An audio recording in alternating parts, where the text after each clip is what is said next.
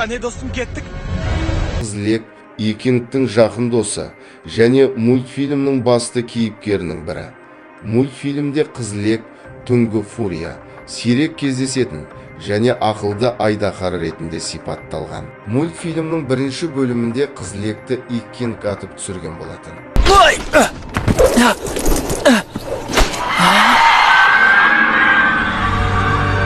Қағып түсірдім бе?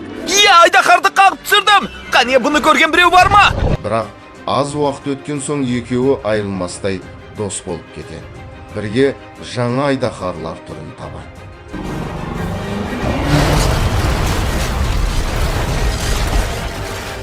Айдаһардың басынан құйрығына дейін 8 метр, ал бірінші қанатынан екінші қанатына дейінгі ұзындығы 16 метрді құрайды.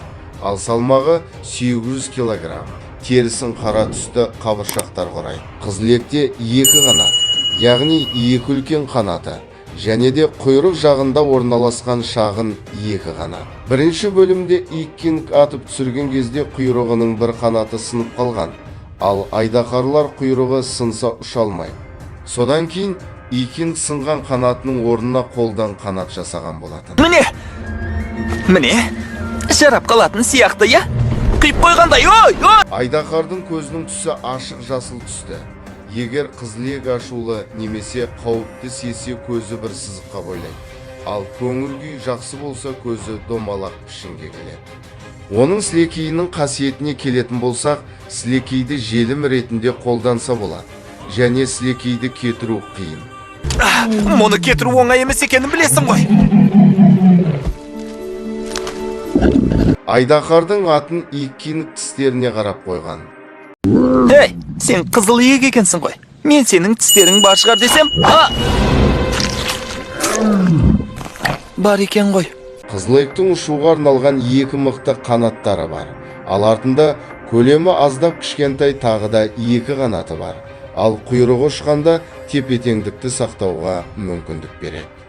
Қызылектің арқасында қабыршақтары бар. Ол қабыршақтар жақсы бұрылуға мүмкіндік береді. Ал Икингтің анасы оны ары қарай жақсартып береді. Бұл жайлы Икингте Қызылектің өзі де білмеген. Және Икингтің анасы олардың жастары бірдей екенін айтқан. Қараш, өзі сенімен жасты екен. Мәссаған.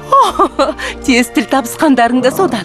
Қызылек айдаһарлар әлеміндегі ақылды айдаһар болып табылады. Ол әзілдей алады. Тіпті ренжіп, ұнамайтын заттарын да білдіре алады. Сыңар аяқты ренжітпейтін шығарсың.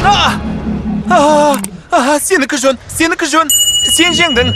Болды. Қызылек өз достарына біреу тиіссе көңіліне алады. Ол Икингпен алғаш кездескен кезде оның қимылдарын қайталауға тырысқан.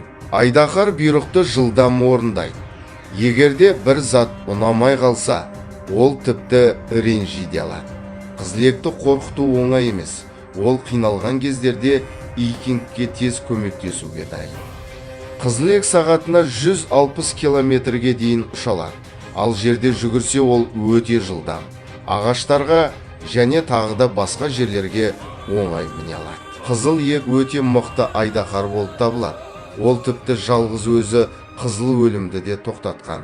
Қызылек дыбыстарды бірнеше шақырымнан ести алады. Оның естуінің күштілігі соншалық стойк Қызылектің арқасында айдаһарлар аралын оңай табады. Оның оты өте мықты және қалаған жерге дәл тигізе алады.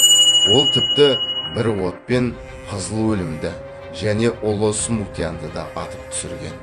Қызылектің көлемі кішкентай болғанымен өзінен 2-3 есе үлкен айдаһарлармен шайқасқа шыға алады. Достар, бүгінге осы. Видео ұнаса арнаға жазылып лайк басуды және пікір қалдыруда ұмытпаңыздар. Және де бұл менің алғашқы видеом, сол үшінде шеттен шықпасаңыздар. Келесі видеоны қандай айдаһарға арнайын? Пікірде жазыңыздар. Мен бәрін оқып отырамын. Көп рахмет.